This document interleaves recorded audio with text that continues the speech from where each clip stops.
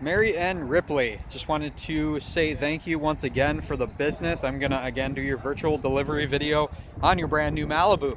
So I will do a walk around video for you, kind of show you the ins and outs of your car, and then just pretend like I'm doing this with you. And if you ever have questions, you can always refer back to the video if you can't get a hold of me. So first things first, on the outside of the door, you'll notice that it has passive entry on both the driver and the passenger side. That's that little silver button right there. You can just press that with the key. As long as the key's in proximity, the car door will open up for you, okay? So I'm gonna do a walk around of the car first. In the mirror, you see that little car and a star. That's your blind spot warning in the mirrors. Lights up amber orange. It's on both the driver and the passenger side. You can't turn it off, you can't turn it on, so it's always active. In the rear, you'll notice that you have rear parking sensors. That's what the little circles are. Those should beep at you if you're getting too close to something. So there's 4 of them in the rear bumper. On your key fob here, you have a panic alarm, trunk access, which you double click, and then your trunk opens. 60/40 split in the rear. Okay, so your buttons to move those down are right here. Okay, so you pull these out, and then you'll be able, the seats have released, so you'll be able to fold the seats down. Remote start. So again, you go to the key fob, lock, and then you hold this half circle button down for about 4 or 5 seconds. It'll fire right up. It'll run for 10 minutes before it shuts itself off, and you can do that twice before it would require that you actually come outside and start your vehicle with you in it. So let's jump inside the car. Passive entry button on that side. Again, your blind spot warning in the mirror on this side. Okay, 10-way power seat on the driver's side, so lumbar support, front and back tilt, and slide. Power locks and windows are on the door, so you get your locks. Mirror adjustments, left and right, which will light up orange on which one you're actually on. And this is rear window locks, so directional pad to move your mirrors on the outside too. All right, let's hop in here. So as long as the key's in the car, you just put your foot on the brake, push the button behind the steering wheel. All right, so I will work my way from left to right. All right, so this is your interior light dimmer. That's what that is. So you just push it in, it stays like that, and you push it out, and then you can adjust your interior lights. You have your headlights right here, which again, most people probably just leave in auto, but you do have the option to turn them on or off, and you can see up here that it's indicating what you're actually doing. So, but again, most people just leave it in auto, and that's the way that they prefer it. On the front of the steering wheel, you notice on the left-hand side, you have your cruise control. Okay, so you're going to press this button right here. And you'll notice when you do that, up where your RPM gauge is, you can see the button turning on and off. Okay, so that's how you activate your cruise control, and then you hit set. This is essentially hitting the brake pedal or canceling cruise. And then this is to increase your miles per hour. So if you had it set at 40 and you clicked it twice, you'd go to 42. Okay, this side right here is going to be your hands-free talking. So what you'll do to answer a phone call, hang it up, and then this directional pad right here, that controls the DIC up top. Okay, so you just press your up arrow, gets you to the top here. You have a digital speedometer, and then all I'm doing is pressing the down arrow. So you have a digital speedometer, you got your trips, fuel range, average vehicle speed, a little timer, and then if you click over right, you can jump into the next category, which would be vehicle, and then again, oil, life, tire pressure, and everything like that. Okay, I'm going to show you the screen. All right, so actually, let's start down below. All right, so you have your shifter, park,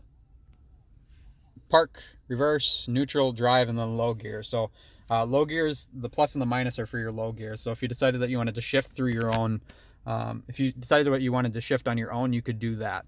And right where the P is, all the way down there, it'll indicate which gear you're in. So it'll say L1, L2, L3, and so on. Down below in front of the shifter, you'll see a traction control light or traction control button, and then your parking sensor. So if you don't like them, you can turn it off just like that. Orange lights, again, indicate that stuff is on. Underneath, down here, right in front of the shifter, you have a micro USB on the left, a USB in the center, aux, and then a cigarette plug-in. Now the micro USB is essentially at some point going to replace the USB entirely. That's why it's in there. So most people aren't even expecting that or have a use for it yet, but that's what that is for. You have independent climate control right here in the middle. So this is all your climate control stuff. So driver and passenger are separate. You have heated seats on both sides. Buttons indicate, again, which level you're at. So it's high, medium, low, and off. So you just click it 3 times and it goes back to off. And then where you want your air to come out, and then fan speeds in the middle. This button right here is auto stop. So you'll see up there, auto stop off. Again, orange lights again mean that stuff is on.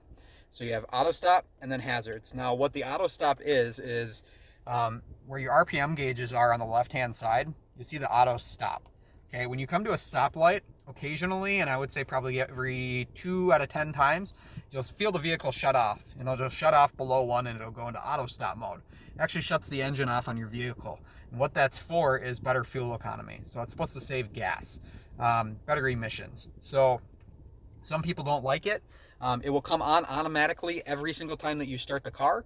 That's why they give you the option to shut it off. So if you don't like it, you just got to get in and press that button. And then again, your DIC will show you that it's been turned off. So let's talk about your touchscreen. So right here is your 8-inch touchscreen. They call it MyLink. If you press the first button, that's your audio.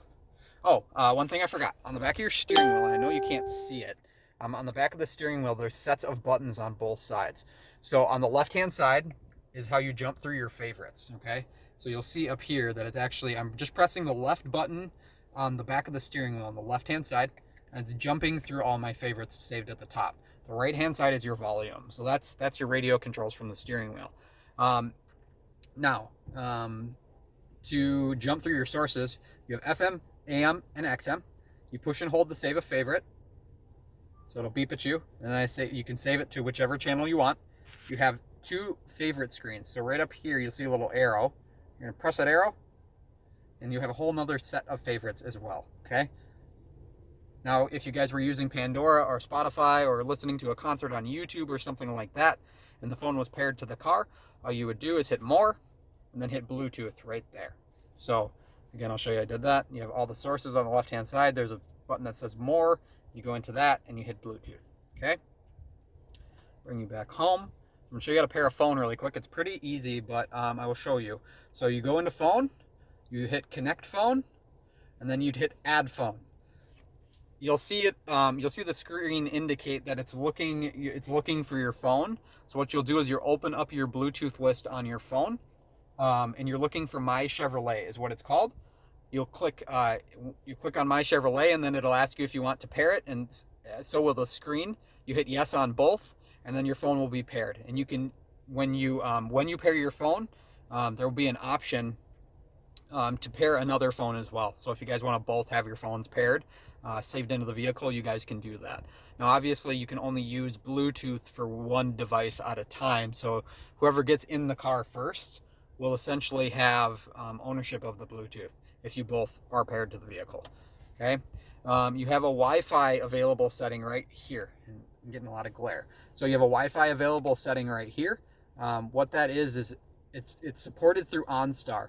So when you guys on your drive home, and you guys would have done this already by the time that you're watching this video, but you're going to press this blue OnStar button, okay? That is going to put you in touch with OnStar. You have a 5-minute welcome call with them. They'll know who you are, what you're driving, where you live, but they do want to activate your services, and they will set up your Wi-Fi because there's a hotspot inside the vehicle, so they will go over that with you. Settings is just what you'd expect. You can change time, date, all that kind of stuff, and then you also have options to go through, like climate settings. You'll notice that you have options to turn off certain safety features if you don't like them. You can even change the volume for chimes. There's a rear seat reminder that you guys had mentioned. You can turn that off as well. So that's what's in your settings screen. Now, excuse me. So if you go back home, you notice that you have Apple CarPlay and Android Auto as well. Depending on which phone you guys have, you'll be able to use this function. So if you have Apple CarPlay, all you do is you plug your phone into the USB cord, you plug it into your USB port down below, And then you can take Apple Maps up to this screen and use Active Live GPS on the screen, just like you would on your phone, except it's going to project it onto the screen. If you have an Android, you need to download an app called Android Auto, and then again, it will work the same way that Apple CarPlay would. It just you just need to download the app. So OnStar Services is the same thing as hitting your button up top, and that is it as far as your MyLink goes. So your main screen is right here. And yeah, that's pretty much it. That's what I would have gone over in the vehicle. So again, greatly appreciate the business, guys. Please let me know if there's ever anything I can do.